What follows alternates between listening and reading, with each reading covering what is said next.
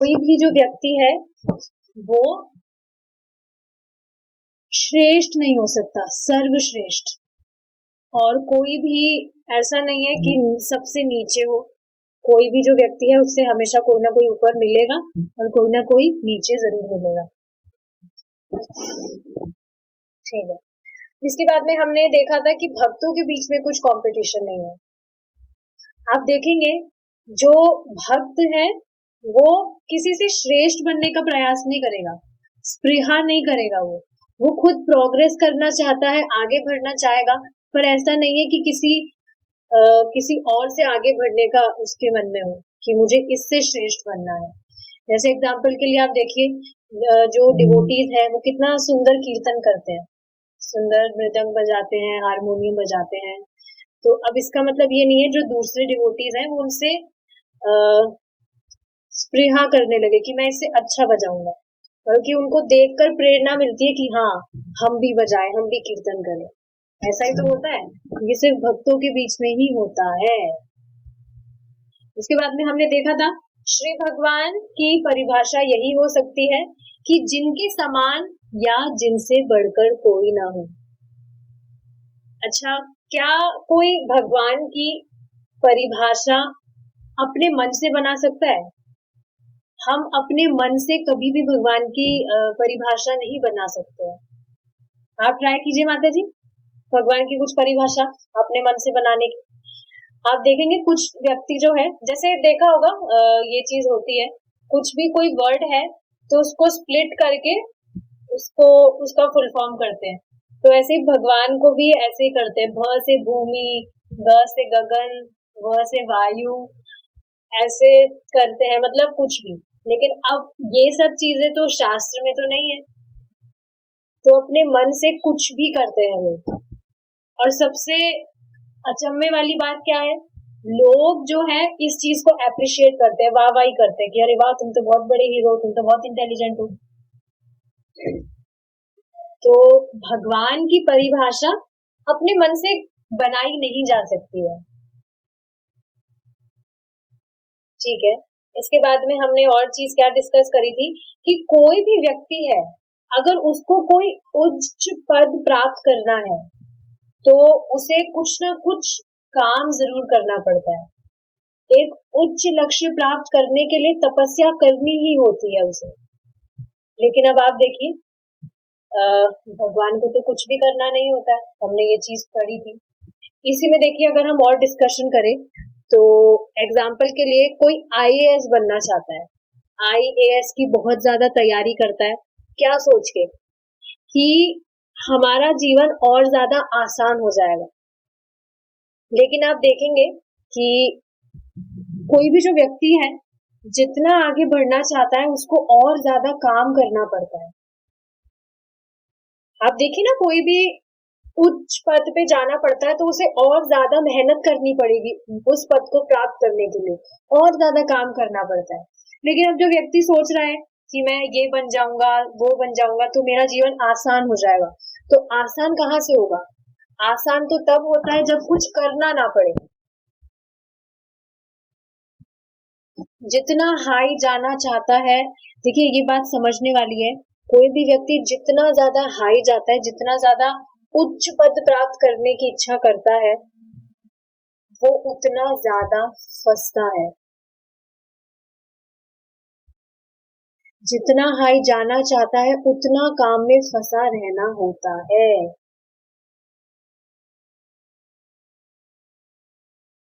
स्पष्ट है ये चीज? आप देख लीजिए ना, किसी को भी कुछ भी जो उच्च पद्धति प्राप्त होती है उसके लिए कितनी कितनी मेहनत करनी होती है। कल हमने लॉयर का एग्जाम्पल लिया था, लॉयर बनने के लिए कितनी देर, कितने कितने घंटे उसे पढ़ना होता है। और जज बनने के लिए तो पूरी उम्र ही निकल जाती है, तब जाके जज बनता है वो।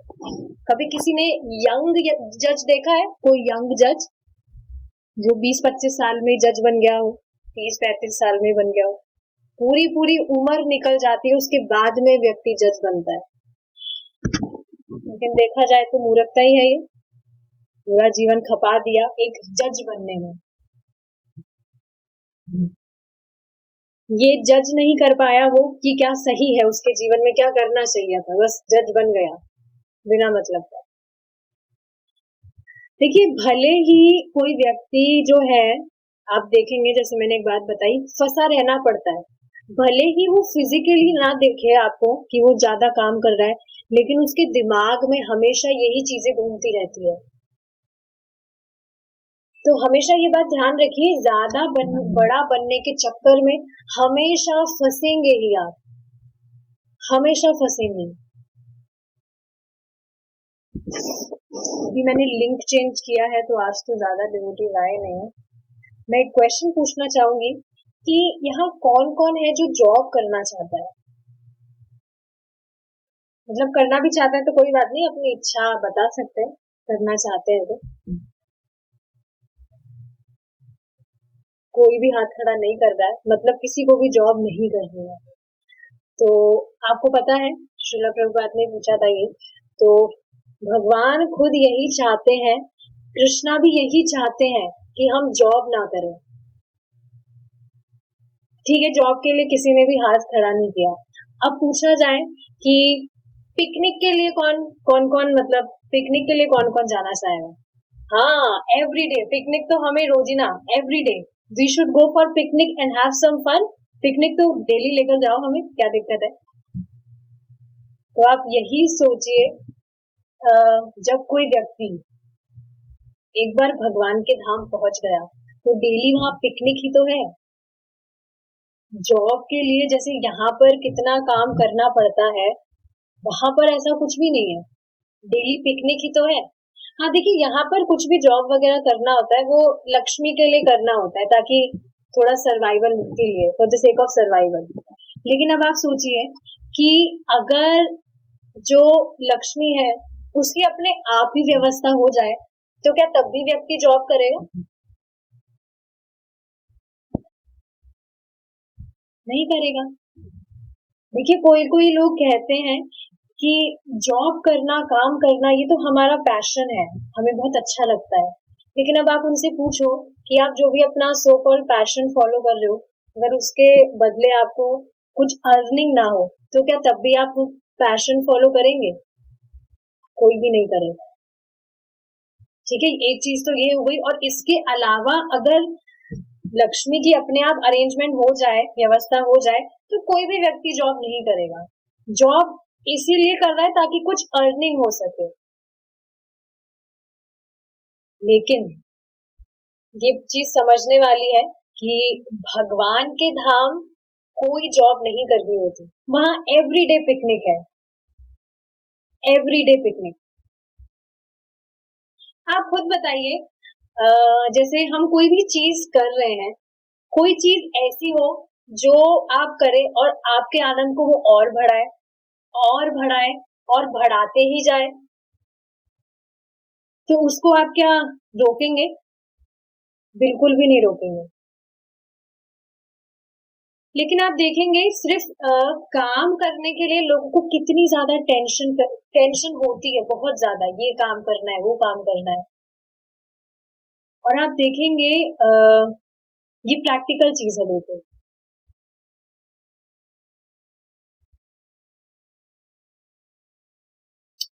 ठीक है, इसके बाद में हमने एक चीज डिस्कस करी थी कि ये श्लोका हमने जो डिस्कस करा था कि भगवान को सर्वश्रेष्ठ बनने के लिए कुछ करना नहीं होता है। ठीक है, भगवान सर्वश्रेष्ठ है और उसे, उसके लिए भगवान को कुछ करना नहीं होता है। लेकिन यहाँ पर जो भी व्यक्ति है उसे कुछ भी उच्च पद्धति चाहिए तो उसे बहुत काम करना होता है। आप एक और चीज मुझे बताइए कि अगर इस पे विचार किया जाए, हमारी कोई भी स्थिति है उसको बनाए रखने के लिए हमें बहुत ज्यादा संघर्ष नहीं करना पड़ता। हमारे बॉडी को हमें एक्टिव करने के लिए हमारे डाइट पे कंट्रोल करना पड़ता है, और ज्यादा एक्टिव रहे उसकी वजह से हमें बहुत एक्सरसाइज वगैरह करनी होती है। कितनी, मतलब कुछ भी चीज को, कोई भी स्थिति जो है उसको बनाए रखने के लिए हमें संघर्ष करना पड़ता है, कोई भी स्थिति हो। लेकिन भगवान के धाम कोई भी संघर्ष नहीं है। देखिए हम क्या है, एवरी टाइम आप देखेंगे यहाँ पर हर चीज कुछ ना कुछ करने के लिए संघर्ष करना ही पड़ता है। इस वजह से हम इस चीज की कल्पना भी नहीं कर पाते हैं कि क्या ऐसा दिन भी हो सकता है जब हमें बिल्कुल भी संघर्ष ना करना पड़े। हम डेली जो चीज करते आए हैं, हम देख रहे हैं कुछ भी थोड़ा सा भौतिक सुख सुविधा प्राप्त करने के लिए भी कितना संघर्ष हमें करना पड़ता है। लेकिन जब अब आपको बताया जाता है कि भगवान के धाम जब आप लौट जाएंगे तो ये सब चीज आपको नहीं करनी होती, तो हम इस चीज की कल्पना भी नहीं कर पाते कि ऐसा कैसे हो सकता है। समझ पा रहे हैं? अनंत सुख जब हम बोलते हैं तो ठीक है, समझ तो रहे हैं, बट क्या उसकी कल्पना कर सकते हैं हम कि अनंत सुख होता क्या है? और इसी वजह से कठिनाई आती है।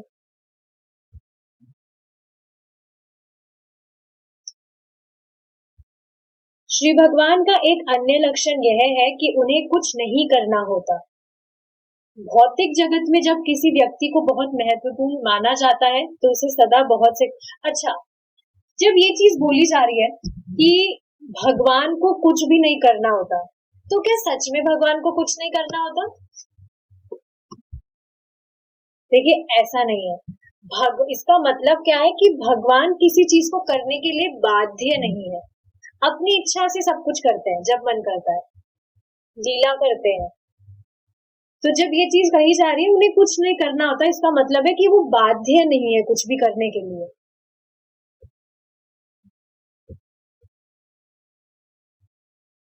ठीक है, अब हम आगे देखेंगे, ये श्लोका कंटिन्यू करेंगे। श्री कृष्ण अनेक कार्य करते हुए दिख पड़ते हैं, किंतु इसलिए नहीं कि उन्हें ऐसा करना अनिवार्य, मतलब बाध्य नहीं है। ये बात गीता में कही गई है। क्या कही गई है? नामे पार्थास्ति कर्तव्यम त्रिषु लोकेषु किंचन किंचना नानवाप्ता नानवाप्तम अवाप्तव्यम वर्त एव च कर्मणि। हे पार्थ, त्रिभुवन त्रिभुवन में मेरे लिए कुछ भी कर्तव्य निर्धारित नहीं किया गया है। ना तो मुझे किसी पदार्थ का अभाव है और ना किसी वस्तु को पाने की आवश्यकता ही है, फिर भी मैं कर्म में तत्पर रहता हूँ। भगवत गीता के तीसरे अध्याय का 22वां श्लोक। देखिए इस श्लोक को समझेंगे, बहुत इंटरेस्टिंग श्लोक है। आप देखेंगे कि त्रिभुवन क्या कह रहे हैं भगवान? त्रिभुवन में मेरे लिए कुछ भी कर्तव्य निर्धारित नहीं किया गया है, ना तो मुझे किसी पदार्थ का अभाव। इसका अर्थ क्या है कि कृष्णा जो है कुछ भी करने के लिए बाध्य नहीं है। आप देखेंगे जो भी देवता हैं, देवी देवता हैं, भगवान ने उनको कुछ ड्यूटीज असाइन की हुई है and they are bound to perform all those duties. ऐसा नहीं है, आप देखेंगे जो भी व्यक्ति जैसे कुछ यज्ञ करता है, जैसे किसी व्यक्ति ने यज्ञ किया ताकि बारिश आ जाए, तो फिर जो इंद्रदेव हैं उनको बारिश करनी ही होती है। He is bound to do that. और जैसे यमराज जी है, तो ऐसा नहीं उनको सिर्फ जूस ही पीना होता है, फ्री है वो नहीं, उनकी भी ड्यूटी है क्या कि जो भी भगवान की भक्ति नहीं करते हैं, जो भी पाप वगैरह करते हैं बहुत ज्यादा, उनकी क्लास लेनी होती है उन्हें। So he is bound to do that.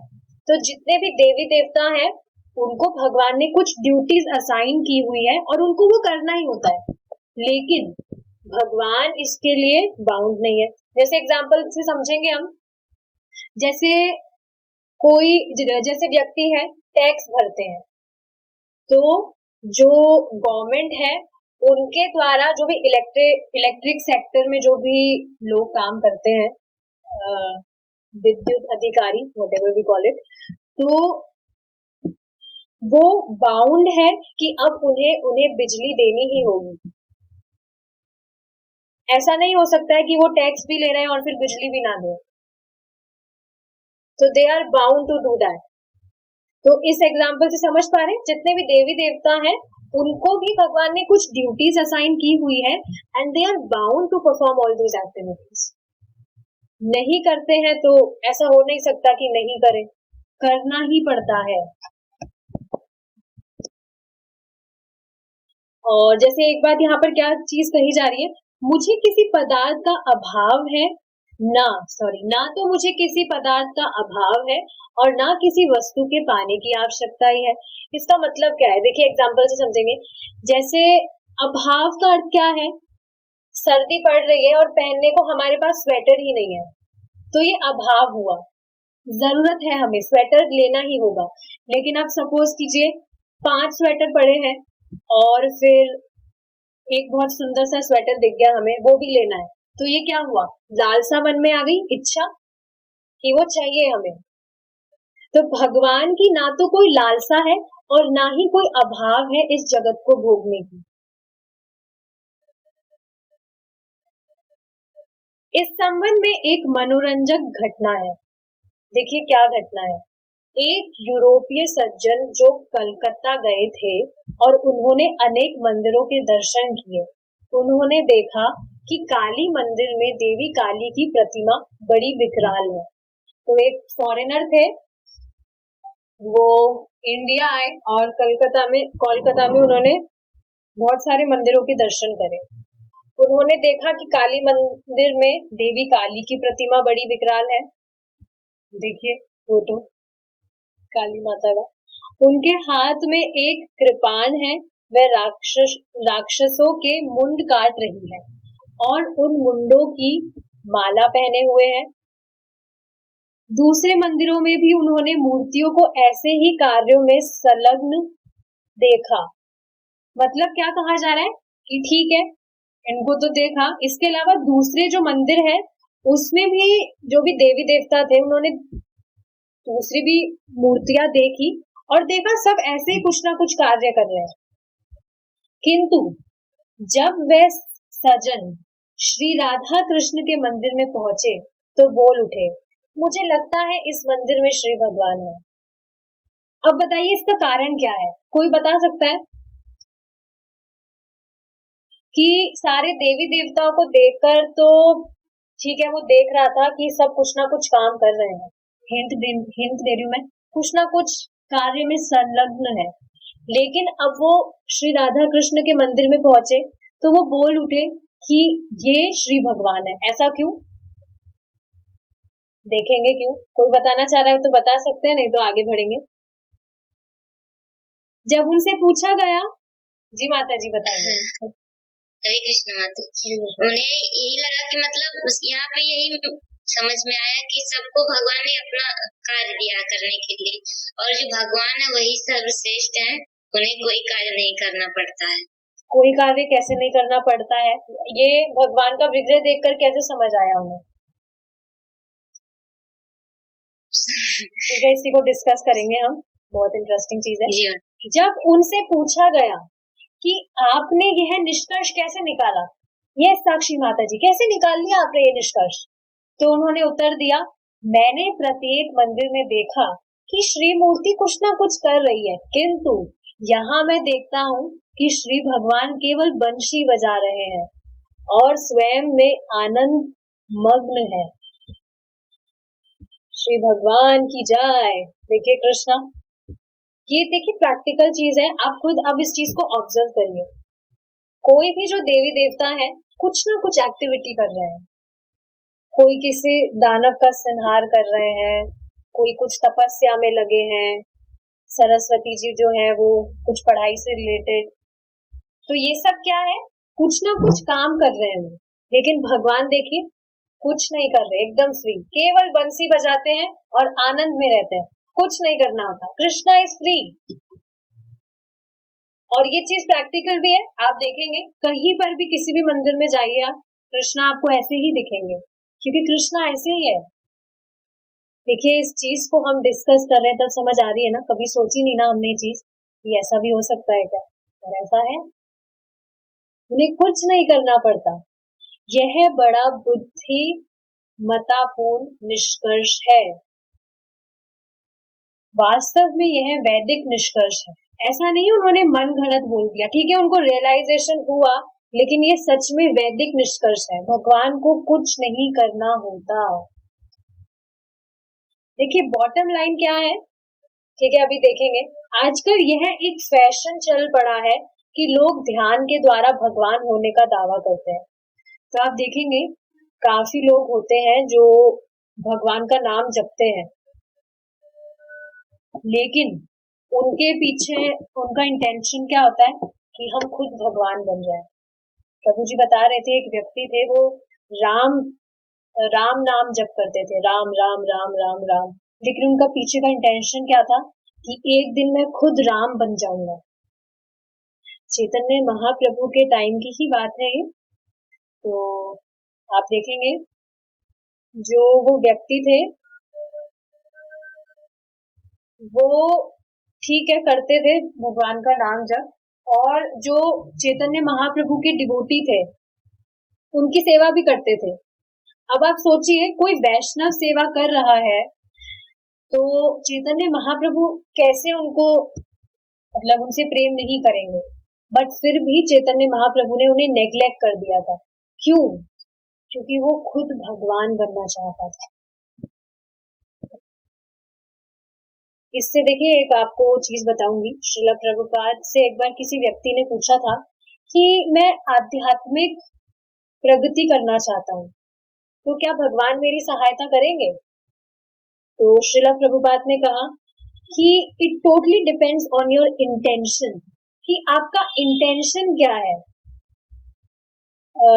आध्यात्मिकता में अगर आप प्रगति करना चाहते हैं उसके पीछे का इंटेंशन क्या है? आप भगवान की सेवा करना चाहते हैं या आप खुद भगवान बनना चाहते हैं? तो देखिए भगवान जो है मतलब श्रील प्रभुपाद विनोद में ये चीज कहते हैं कि why should God encourage competition. अगर कोई भगवान बन जाएगा उनके जैसा ही तो कंपटीशन नहीं हो जाएगा। तो ये तो विनोद की बात है, सच में कोई भगवान बन ही नहीं सकता है। आप खुद सोचिए ना, साक्षी माता जी आप भगवान की सेवक कब से हैं? अनादिकाल से। तो कुछ ऑप्शन है ही नहीं, सभी जीव सेवक है, तो फिर वो भगवान कैसे बन सकते हैं? ऑप्शन है ही नहीं है। जो आप सेवक है तो सेवक ही रहेंगे हमेशा। देखिए जब सेवक बोला जा रहा है तो भगवान का सेवक होना कोई ऐसी चीज नहीं है जो प्राउड वाली चीज है, ये समझना चाहिए इस चीज को। जैसे अभी कोई व्यक्ति है, कोई उसका सेक्रेटरी होता है तो उसको थोड़ा माना जाता है कि अरे ये तो ऐसे ही है, नीचे है, या कुछ भी कोई नीचे पोस्ट पे होता है तो उसको ऐसे ही देखा जाता है। लेकिन भगवान का जो सेवक है उसको वैसी दृष्टि से नहीं देखा जाता है, बल्कि आप देखेंगे उसकी रेस्पेक्ट ही होती है, बहुत ज्यादा रेस्पेक्ट होती है। प्रैक्टिकल चीज है ये। आप देखेंगे कोई भी व्यक्ति जो भक्ति कर रहा है, चाहे से कोई दूसरा व्यक्ति भक्ति नहीं भी कर रहा हो, बट वो हमेशा उसको अप्रिशिएट करेगा। श्रील प्रभुपाद खुद कहते हैं कि तुम कहीं भी भगवान के नाम का प्रचार करोगे, अगर तुम करते हो तो you will be respected by all. सबसे तुम्हें आदर ही मिलेगा। क्यों? क्योंकि सेल्फलेसली सबका कल्याण करने की भावना है, कुछ चाहिए नहीं। आप देखिए कोई व्यक्ति सेल्फिश होता है, खुद के स्वार्थ के लिए कुछ करता है, उसको उस दृष्टि से देखा जाता है। पर कोई जब दूसरों का कल्याण करना चाहता है प्रेम पूर्वक, तो फिर उसका तो आदर ही किया जाएगा। तो इसका अर्थ यह है कि ध्यान के द्वारा एक व्यक्ति अपने को भगवान के रूप में परिवर्तित कर सकता है। दूसरे शब्दों में भगवान ध्यान करते हैं और उस ध्यान के द्वारा ही भगवान बन जाते हैं। यह सब बकवास है। देखिए बॉटम लाइन अब इससे समझ के आ रही है कि भगवान को कुछ भी नहीं करना होता है भगवान बने रहने के लिए या भगवान बनने के लिए। अगर कोई कहता है कि भगवान ध्यान करते हैं और उस ध्यान के द्वारा भगवान बन जाते हैं, तो ये सब बकवास है। भगवान भगवान है, सदा भगवान थे और सदा भगवान ही रहेंगे। भगवान को कुछ भी ध्यान तपस्या नहीं करनी होती है भगवान बनने के लिए या भगवान बने रहने के लिए। इससे आपको एक रुचिकर घटना बताऊंगी। जो नारद जी थे, वो आपको पता है जो ब्रह्मा जी हैं, वो सारी चीज को मैनेज करते हैं, सृष्टि करते हैं वो, लेकिन इंडिपेंडेंटली नहीं करते हैं। तो नारद जी को पहले लगता था कि ब्रह्मा जी सर्वश्रेष्ठ है, भगवान है। लेकिन फिर एक दिन नारद जी के मन में डाउट आया कि जो सर्वश्रेष्ठ होते हैं उनको सर्वश्रेष्ठ बने रहने के लिए तो कुछ तपस्या नहीं करनी होती, वो तो हमेशा से ही सर्वश्रेष्ठ रहते हैं। भगवान तो हमेशा भगवान ही रहते हैं। लेकिन ब्रह्मा जी को उन्होंने देखा, वो तो किसी पर ध्यान लगाते हैं, मतलब उनसे भी कोई श्रेष्ठ व्यक्ति है जिन पर वो ध्यान लगाते हैं। तो समझ पा रहे हैं आप? भगवान को भगवान बने रहने के लिए कुछ भी तपस्या या ध्यान नहीं करना होता है। अपनी माँ की गोद में एक शिशु के रूप में भी कृष्ण भगवान ही है। उन्हें किसी ध्यान, कठिन साधना या तपस्या की आवश्यकता नहीं पड़ी। जब राक्षसी पूतना बालक कृष्ण को विष देने के लिए आई, वह एक सुंदर युवती के रूप में थी। उसने माता यशोदा से कहा, हे यशोदा माई, अच्छा ठीक है, जो पूतना है उसने माता यशोदा से कहा, हे यशोदा माई, आपका पुत्र बड़ा सुंदर है, क्या आप कृपया उसे मुझे दुलारने के लिए देंगी? यशोदा एक सीधी सादी गांव की स्त्री थी।